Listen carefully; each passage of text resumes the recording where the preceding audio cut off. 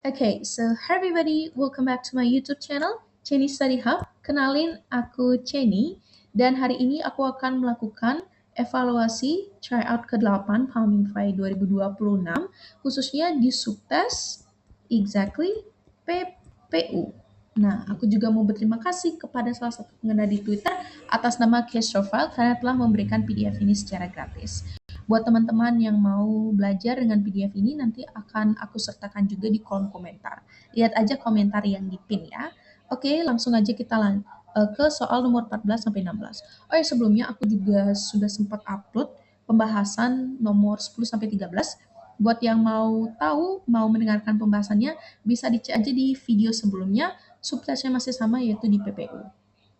Oke, langsung aja. Di sini soal nomor 14 menanyakan mengenai hubungan kata. Hubungan kata apa? Yakni pestisida dengan kata gulma. Dalam bacaan sama dengan hubungan kata, ini yang ditanyakan ya. Yang ditanyakan adalah antibiotik dengan kata apa.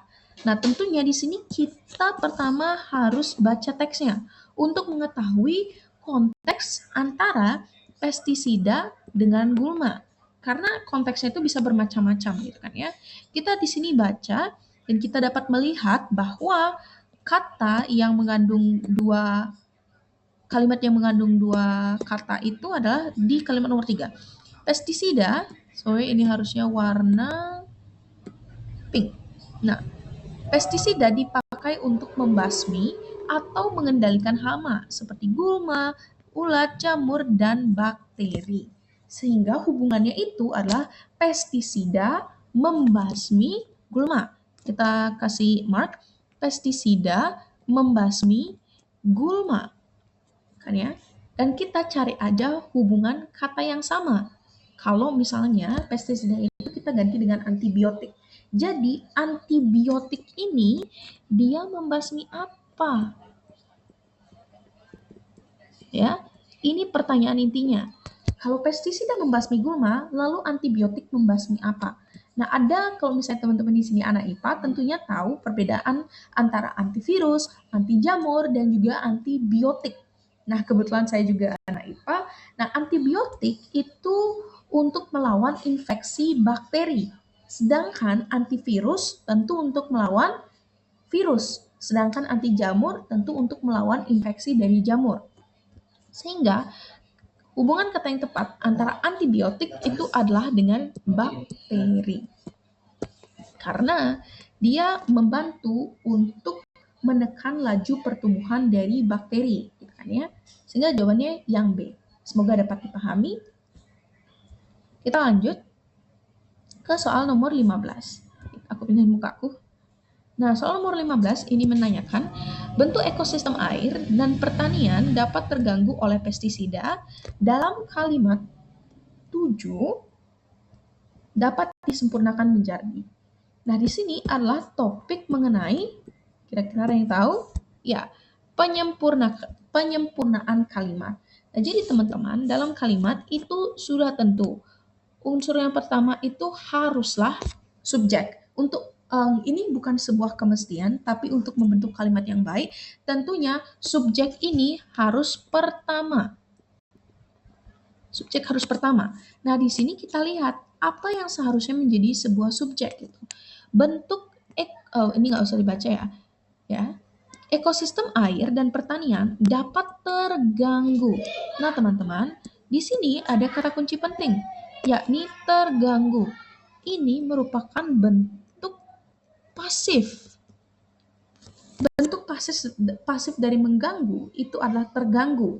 Nah, sehingga apa yang membuat ekosistem dan pertanian ini terganggu itu adalah sebuah subjek, yakni penggunaan pestisida. Ini berperan sebagai subjek.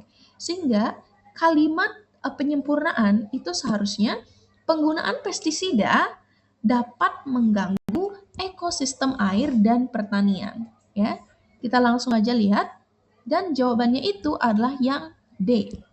Intinya kalau udah ditanya menyempurnakan kalimat itu subjek harus di depan.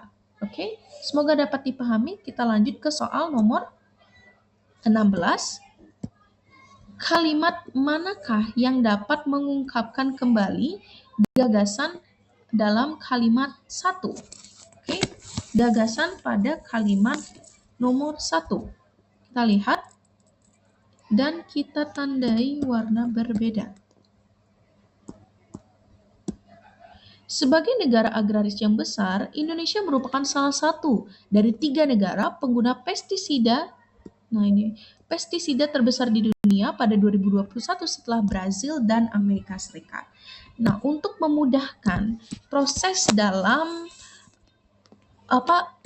menyampaikan ulang gagasan, di sini kita coba untuk pecah informasinya.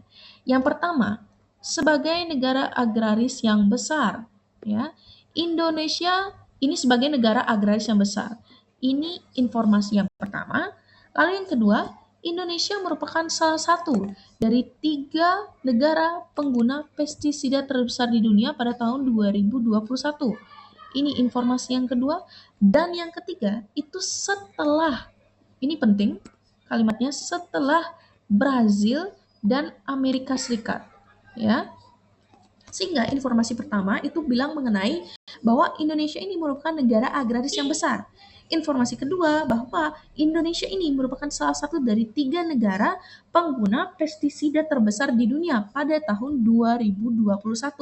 Informasi ketiga, posisinya ini Indonesia itu setelah Brazil dan Amerika Serikat.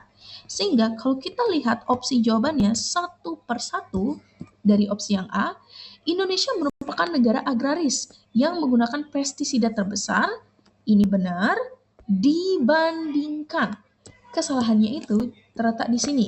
Dibandingkan dengan Brazil dan Amerika Serikat. Padahal kan posisinya Indonesia itu berada pada posisi ketiga. Ini bukan soal membandingkan, gitu kan ya. Sehingga tentu ini adalah jawaban yang salah. Kita lanjut.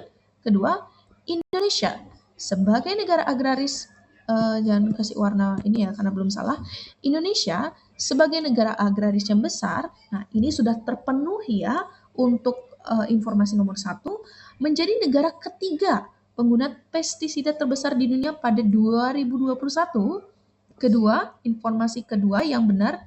Dan yang ketiga informasinya itu setelah Brazil dan Amerika Serikat. Nah, ini baru informasi yang benar ya teman-teman. Jawabannya yang B. Karena pertama itu Indonesia sebagai negara agraris. Ini informasi yang pertama ya. Lalu yang kedua, menjadi negara ketiga pengguna pestisida terbesar di dunia pada tahun 2021. Kedua, dan yang terakhir itu adalah setelah Brazil dan Amerika Serikat.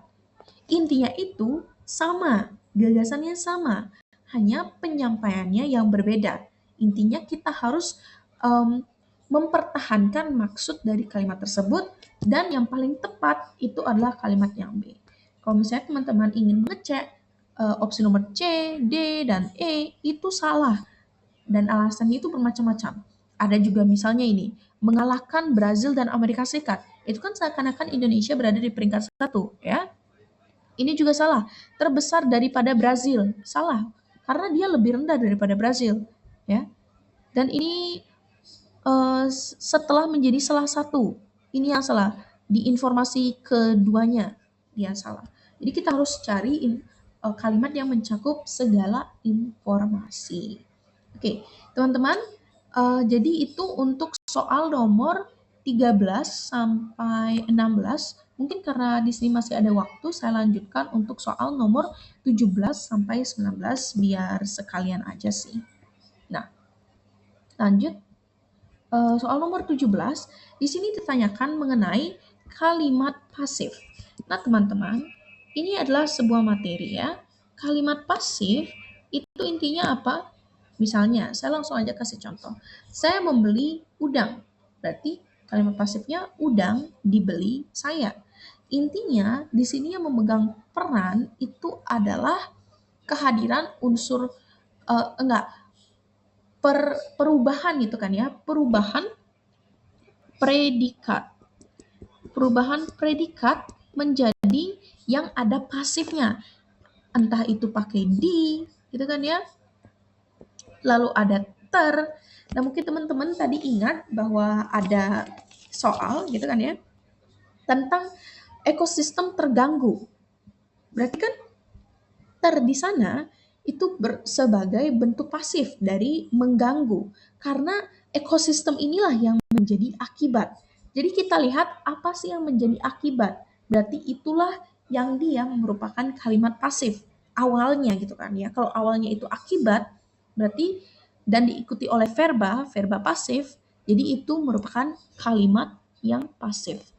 Jadi sebenarnya kuncinya di sini sih, di predikatnya. Dan pastikan bahwa kalimat tersebut tidak ada yang mengganggu unsur predikat.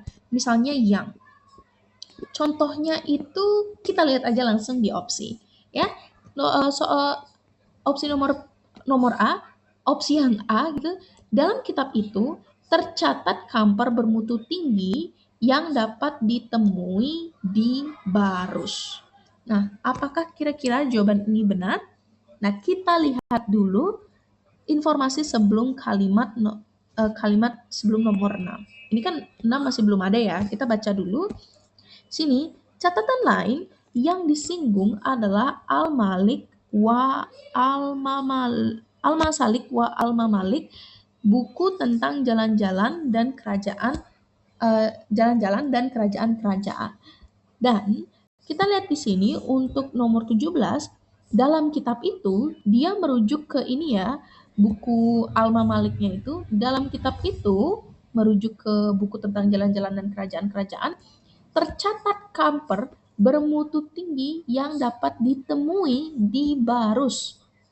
Nah, kira-kira apakah ini merupakan sebuah kalimat pasif? Well, tentu ini adalah kalimat pasif. Karena kenapa ini kalimat pasif? Ada yang tahu? Ya, karena tercatat ini adalah bentuk pasif dari mencatat. Jadi apa yang tercatat, apa yang menjadi akibat, itu adalah apa yang menjadi akibat itu adalah kamper. Jadi ini dia berpotensi untuk benar. Tapi kita lihat opsi yang lain juga. Ya, opsi selanjutnya. Kitab tersebut mencatat bahwa, wah ini udah jelas-jelas salah karena dia dalam bentuk aktif. Mencatat bahwa, udah pasti salah. Jadi kita hiraukan. Lanjut, dalam kitab itu ada catatan mengenai kamper bermutu tinggi yang dapat ditemui di Barus. Nah, walaupun di sini ada kata-kata yang dapat ditemui, tapi ingat di sini ada kata yang, sehingga ini tidak bisa menjadi sebuah predikat. Yang predikat itu adalah mengenai. Tapi mengenai ini kan bentuk aktif ya, bentuk aktif sehingga tidak bisa. Kita lanjut ke opsi yang D. Ada kitab yang mencatat mengenai. Ini makin parah. Yang mencatat terus mengenai. Yang ini udah pasti bukan.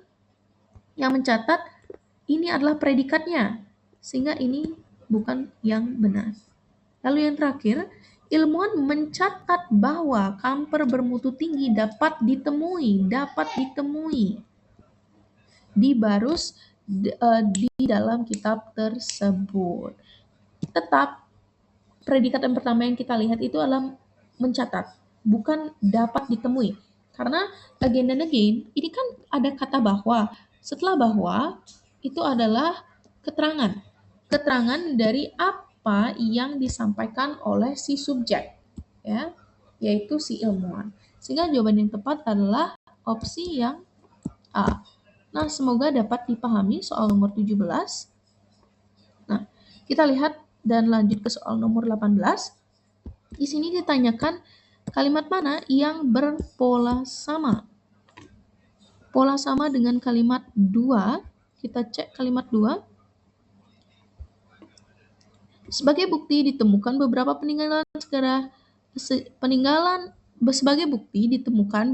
peninggalan di Barus yang erat dengan Arab dan Islam. Nah, kita lihat. Jujur sebenarnya saya agak bingung juga untuk soal yang ini karena masih juga agak struggle gitu di bagian pola kalimat. Tapi kalau misalnya kita lihat gitu kan ya, sebagai bukti ini saya juga belum tahu pola aslinya itu kayak gimana. Tapi kita coba yang tahu-tahu dulu ya. Ditemukan ini adalah predikat. ditemukan sebagai predikat, lalu apa yang ditemukan itu adalah beberapa peninggalan. Berarti ini sebagai subjek, ya. Nah, dan kita lihat ternyata setelah saya search lagi itu pembahasannya, sebagai bukti ini dia bertindak sebagai keterangan. Keterangan, sehingga polanya itu adalah keterangan, P, dan subjek. Nah, ini juga ada sebuah keterangan, yakni keterangan tempat. Keterangan tempat. Tapi sebenarnya saya masih agak ragu sih, apakah ini benar-benar yang keterangan atau hanya sebagai tambahan aja gitu kan ya. Nah, kita sementara stick ke bagian ini dulu, PS dan keterangan tempat, dan kita lihat bahwa opsi yang paling mendekati itu adalah yang A. Karena ini kan keterangan tempat, ya. Keterangan tempat, P, apa yang ditemukan adalah peninggalan. Nah, selanjutnya itu adalah yang terkait dengan sejarah Arab yang berasal dari Jazirah Arab. Nah, kenapa? Berarti mungkin sebagai bukti itu hanyalah tambahan informasi ya, itu dia tidak memiliki pola kalimat tertentu. Karena kita cari kalimat yang ada subjek, predikat, dan keterangan tempat, dan itu ada di kalimat nomor 1 atau di opsi yang A. Di barus ini keterangan tempat, saya simbolkan dengan T, ditemukan sebagai predikat. Apa yang ditemukan itu adalah peninggalan, yang ini merupakan perluasan, sehingga bukan termasuk bagian. Ya. Baik, itu untuk nomor 18. Lalu soal nomor 20, itu ditanyakan mengenai hubungan yang terkandung pada kalimat. Nah, ini juga cukup penting ya teman-teman, karena hubungan ini biasanya bukan hubungan asmara. Hese. Kalimat 3 mengandung hubungan, kita lihat dari penggunaan kata-katanya. Oke, kita langsung aja ke kalimat nomor 2 dan 3. Sebagai bukti, ditemukan beberapa peninggalan barus yang erat dengan Arab dan Islam. Ya. Lalu yang kalimat ketiga, dalam buku Lobutua Sejarah Awal Barus yang disunting Claude Gilliot juga disebutkan beberapa keterangan dari orang-orang Arab terkait dengan Barus. Nah teman-teman, kalau dilihat itu di kalimat 2 itu bilang kalau misalnya ada nih bukti, kalau misalnya ada bukti bahwa beberapa peninggalan yang ada di Barus itu memiliki hubungan yang erat dengan Arab dan juga Islam. Dan hal itu ditegaskan lagi di kalimat nomor 3, bahwa dalam buku Lobutua Sejarah Awal Barus pada tahun 2024 bla bla bla bla disebutkan beberapa keterangan dari orang-orang Arab yang terkait dengan Barus. Sehingga hubungan dalam kalimat 2 dan 3 itu adalah penegasan, ya. Karena topiknya itu sama, tapi dia menegaskan kembali terutama dari sebuah bukti, yaitu buku Lobutua. Dan jawabannya adalah yang B. Semoga dapat dipahami soal nomor 9 sampai nomor 19, dan sampai jumpa. See you in the next study session with me, Cheney. Bye-bye.